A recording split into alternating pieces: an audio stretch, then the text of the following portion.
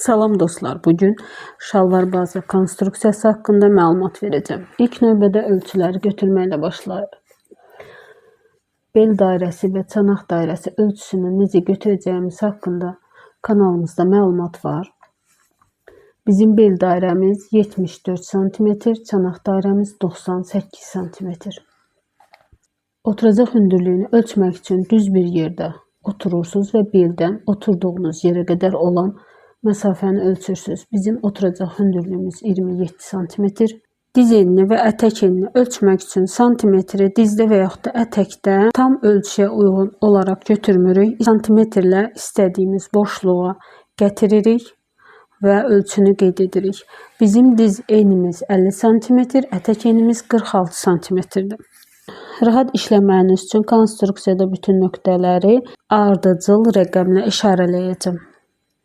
İlk nöqtəmiz 1. Oturacaq hündürlüyünü qeyd edirik. Oturacaq hündürlüyümüz 27 cm və 1 nöqtəsindən uzunluğuna qeyd edirik. 27 üzərinə 1 cm əlavə edirik. 28 cm.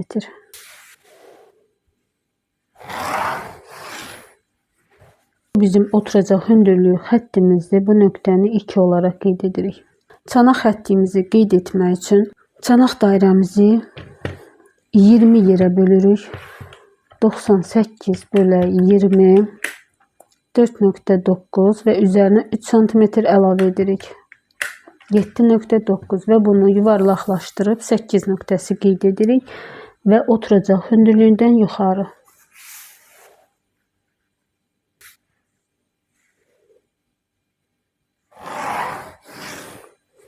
Bu bizim çanaq xəttimizdir və bu nöqtəni 3 olaraq qeyd edirik. Diz hündürlüyünü tapmaq üçün oturacaq hündürlüyümüzü 1,2-yə vururuq.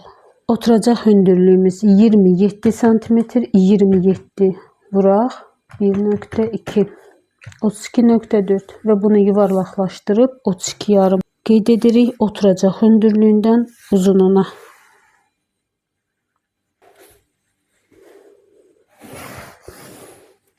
Bu bizim diz hündürlüyü xəttimizdir. Bu nöqtəni 4 olaraq qeyd edirik.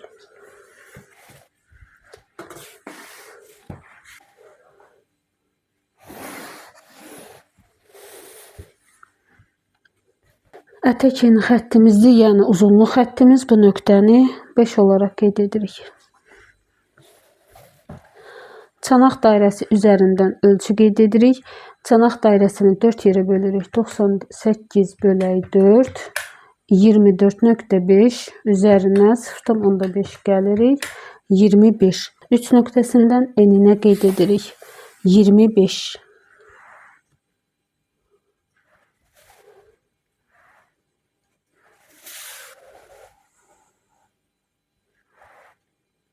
Və bu nöqtəni oturacaq hündürlüyünə, bel xəttinə düz xəttlə çəkirik.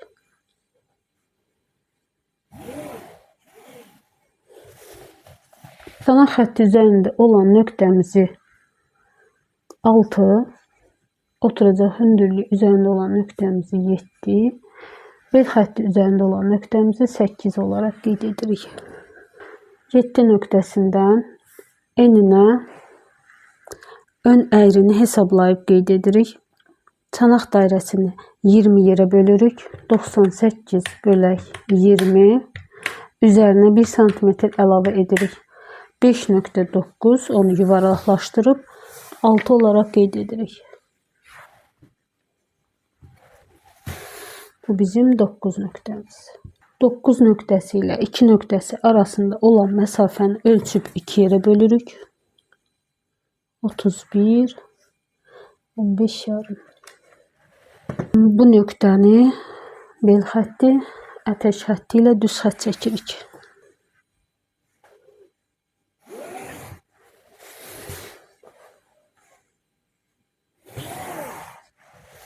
Bu xətt bizim şalvarın ön hissəsinin orta xəttidir.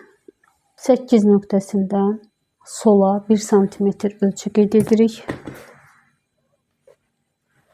6 nöqtəsindən sağa 0,5 cm qeyd edirik. Və bu nöqtə ilə bu nöqtəni düz xəttlə birləşdiririk.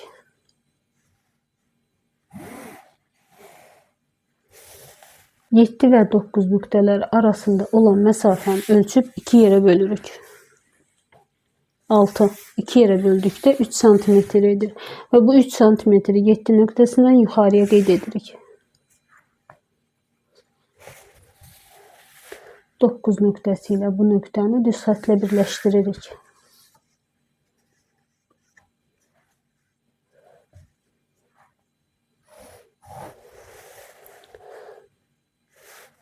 Daha sonra bu məsafəni 2 yerə bölürük. 7, 3 yarım. Və ön əyrimizi qururuq.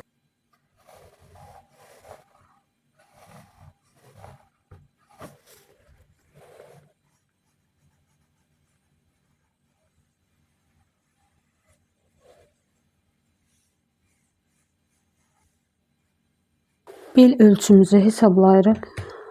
Bizim bel dairəsi 74 cm bölək 4.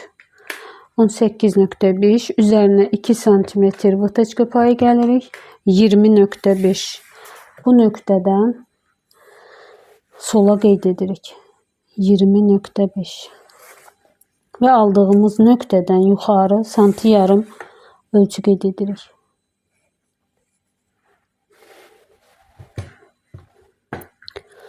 3 nöqtəsi ilə bu nöqtəni düz xətlə birləşdiririk. Və bu nöqtə ilə bu nöqtəni düz xətlə birləşdiririk.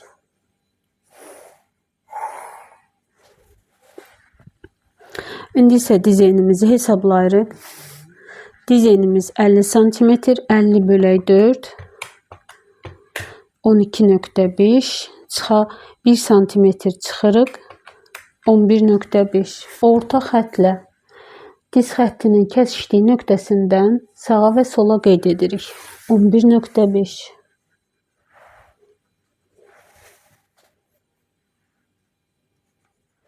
eyni qayda ilə də ətək enini hesablayırıq. 46 bölək 4 çıxaq 1 cm. 10.5 orta xətlə ətək xəttinin kəsişdiyi nöqtəsindən sağa və sola qeyd edirik. 10.5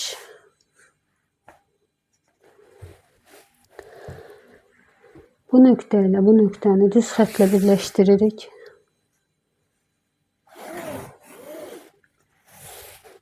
Bu nöqtə ilə bu nöqtəni düz xətlə birləşdiririk.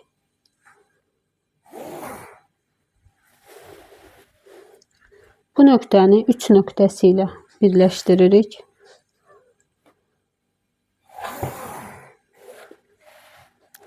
Bu nöqtəni isə 9 nöqtəsi ilə birləşdiririk.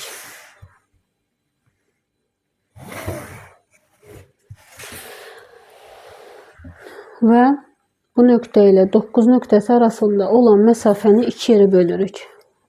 33, 15 yarım. Aldığımız nöqtədən içəri 1 cm qeyd edirik. Bu nöqtələri yenidən çəkirik.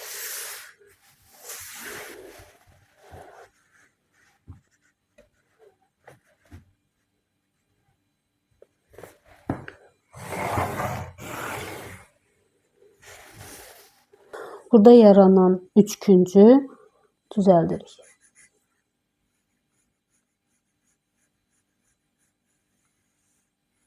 Bel dairəsinə əlavə etdiyimiz vıtaçka payımız 2 cm-dir və o 2 cm düz xəttdən sağa sola qeyd edirik.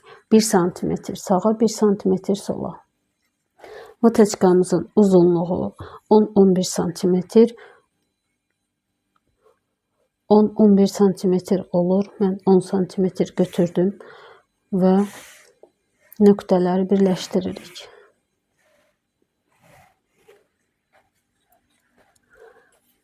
Bizim şalvar bazasında ön hissəmiz hazırdır.